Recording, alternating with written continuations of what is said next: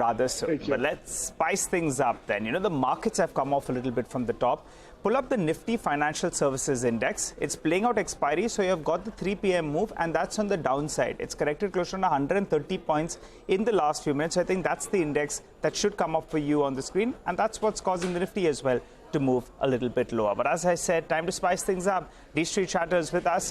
Nimesh joins us. Nimesh, what are you picking up in terms of flows? How are things looking? Well, you know, Nigel, it looks like day of consolidation with a positive bias, but I guess the heavy lifting in the last 1 hour of trade has been done by Reliance, and that's helping the Nifty to some extent. But again, in terms of flows, it's a mixed day.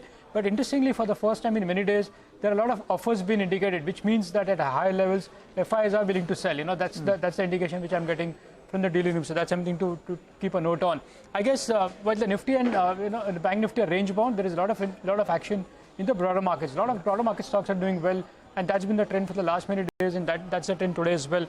And you know, that looks like that's where some bit of momentum is back. HN action is back, and there is now good volumes as well in the broader market. So that's the overall feedback. I guess within the financials, while they've been performing well, but for the last couple of days, the shift has moved towards the PSU banks and the smaller bank stocks. That's where the money seems to be chasing within the financials. But broadly, a day of consolidation. But I guess at these levels, as I said earlier, I know there are a lot of offers being indicated, which means there is a selling shareholder at higher levels. All right. What about individual stock, Nimesh? What are you picking up? So in terms of individual names, the first is the two Murugappa Group stocks, which is CG Power and Tube Investments. Both the stocks have moved up from days low. There were a couple of blocks as well.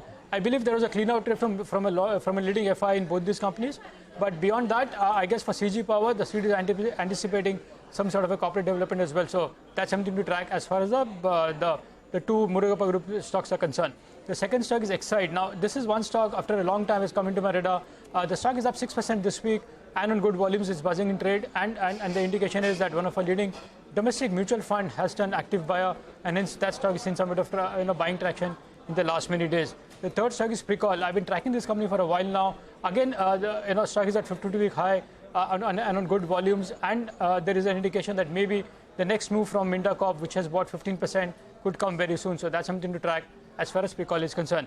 And the last stock is RVNL. For the second day running, huge volumes in this particular stock, and for a change, even at FI desk, there are strong buy flows. So at these levels, there is some bit of traction in RVNL. In fact, there were multiple blocks as well in today's trade. So looks like that FI holder has bought more into RVNL, and hence a big move in that stock as well. All right. Thanks a lot for that, Nimesh. That's clearly the big mover. Now a 3-digit stock, RVNL, flying away. The train has taken off. Well.